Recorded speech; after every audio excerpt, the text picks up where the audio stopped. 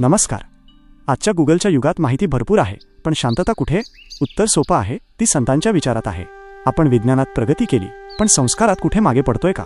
हे जाणून घेण्यासाठी आजचा हा व्हिडिओ शेवटपर्यंत नक्की पहा. संतांची वाणी म्हणजे आजच्या पिढीसाठी लाईफ गाईड आहे. हा व्हिडिओ आवडला तर तुमचा अभिप्राय द्यायला विसरू नका. आपल्या आयुष्यात रोज सुखदुःख येत असतात, अनेक चढउतार येत असतात. आपण या संसाराच्या रहाटगाडग्यात इतके अडकून पडतो की कधी नक्की मार्ग कोणता तेच समजत नाही. अशावेळी संत नामदेव महाराजांचा हा एक अत्यंत सुंदर आणि डोळे उघडणारा अभंग आपल्या समोर येतो. या अभंगात नामदेव महाराज आपल्याला अगदी सोप्या शब्दांत सांगतात की हा संसार नेमका कसा आहे आणि आपण त्याकडे कोणत्या नजरेने बघायला हवे. आयुष्यातल्या मोहाचा पसारा कसा ओळखावा हे अगदी थेट आपल्या मनाला भिडणाऱ्या भाषेत त्यांनी मांडले आहे. चला तर मग अगदी सोप्या आणि सरळ शब्दांत समजून घेऊया नामदेव महाराजांचा हा सुंदर विचार, जो आपले मन शांत करेल आणि जगण्याला एक नवी दिशा देईल. चला तर मग जाणून घेऊया या अभंगाचा भावार्थ, विश्लेषण, सामाजिक संदेश व नैतिक धडा वास्तविक जीवनातील उदाहरणासह. पहिला चरण, फुटल्या घड्याचे नाही नागवणे, संसार भोगणे तेने न्याये. भावार्थ आणि विश्लेषण. श्रोत्यांनो, संत नामदेव महाराज किती सोपं आणि सुंदर उदाहरण देतात पहा. एखादा पाण्याचा घडा जर आधीच फुटलेला असेल तर तो आणखी काय फुटणार आणि त्यातून काय नुकसान होणार? आधीच फुटलेल्या घटकाचे पुन्हा नुकसान होऊ शकत नाही. अगदी याच न्यायाने आपण या संसाराकडे पाहिले पाहिजे. हा संसार मुळातच नश्वर आहे, क्षणभंगूर आहे. इथे सुख आणि दुःख येत जात राहतात. जेव्हा आपल्याला हे उमजतं की हा संसार आधीच फुटलेल्या घड्यासारखा आहे, तेव्हा संसारातल्या संकटांचे किंवा दुःखाचे आपल्याला अजिबात वाईट वाटत नाही. आपण संसारात राहूनही त्या दुःखाच्या पलीकडे जायला शिकतो. हाच या चरणाचा खरा महिमा आहे. सामाजिक संदेश आणि नैतिक धडा. संत नामदेव महाराज या चरणातून समाजाला अत्यंत महत्त्वाचा नैतिक धडा देतात की हे आयुष्य नश्वर आहे आणि संकट हा जीवनाचा एक भाग आहेत. एखादा मातीचा घडा फुटला तर आपण त्याचे दुःख करत आयुष्यभर बसत नाही, कारण घडा कधी ना कधी फुटणार हे सृष्टीचा नियम आहे. त्या काळी समाजात लोक छोट्या छोट्या अपयशाने खचून जायचे किंवा संपत्ती नष्ट झाली की स्वतःला संपवून घ्यायचे. संतांना समाजाला हे शिकवायचे होते की या संसारात सुख आणि दुःख दोन्ही येणारच आहेत.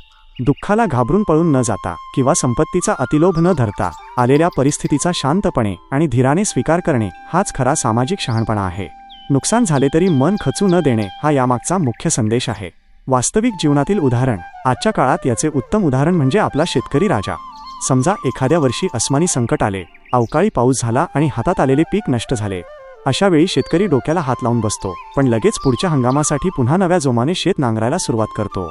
नुकसान झाले म्हणून तो शेती करणे सोडत नाही. तो फुटलेल्या घड्यासारखा त्या नुकसानीचा शोक करत न बसता पुन्हा उभा राहतो. हाच तो संसाराचा न्याय आहे, जो आपल्याला धीर धरायला शिकवतो.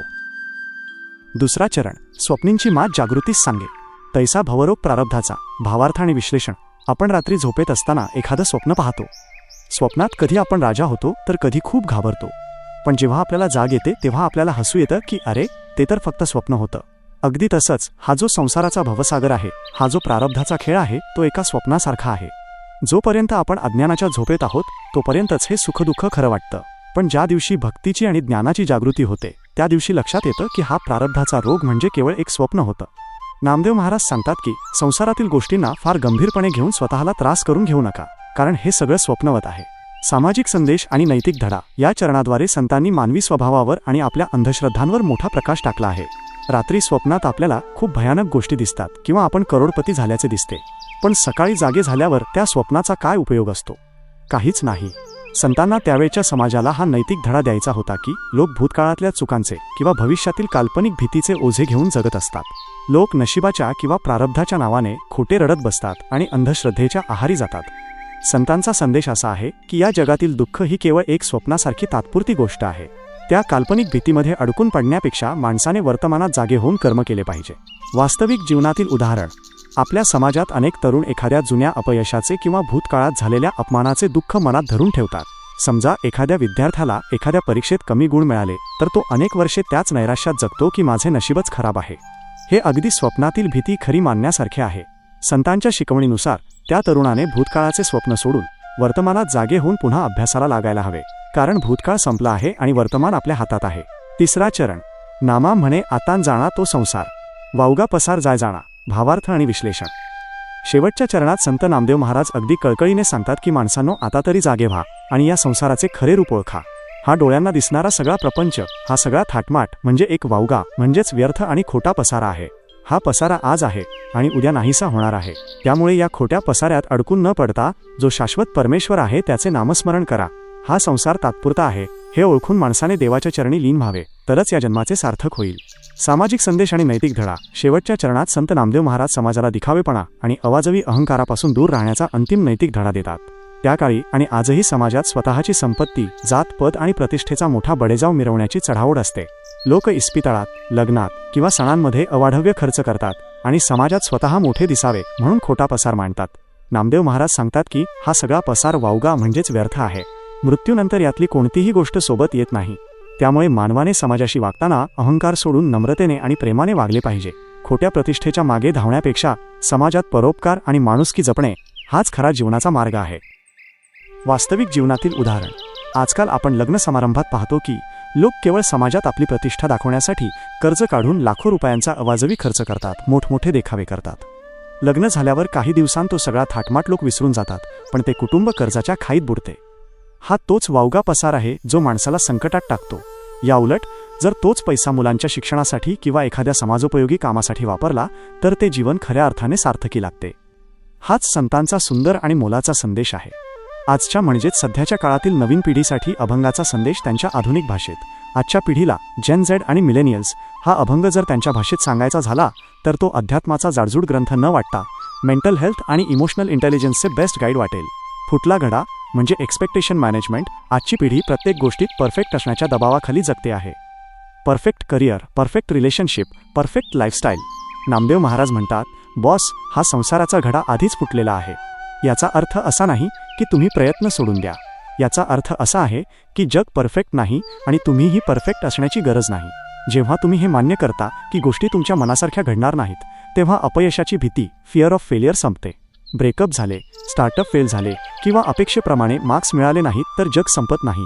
तो या फुटलेल्या घड्याचा म्हणजेच या अपूर्ण जगाचा एक भाग आहे. हे स्वीकारणे म्हणजेच कूल राहणे. सोशल मीडियाची स्वप्नवत दुनिया, the matrix of virtual world. आजची पिढी सर्वाधिक वेळ कुठे घालवते? स्क्रीनवर. इंस्टाग्रामवरील लोकांचे फिरणे, त्याचे सुंदर फोटो, त्याचे यश पाहून अनेकदा तरुण नैराश्यात जातात. ते स्क्रीनवर दिसणारं आयुष्य म्हणजे स्वप्नींची मात, व्हर्च्युअल रियालिटी आहे. कोणाचे रील पाहून स्वतःच्या खऱ्या आयुष्याला कमी लेखू नका.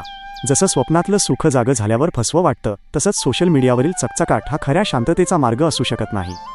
तुमचे प्रारब्ध म्हणजेच तुमचे खरे आयुष्य तुमच्या स्क्रीनच्या बाहेर आहे. तिथे या आभासी रोगापासून, भवरोगापासून दूर राहा आणि वास्तवात जगायला शिका.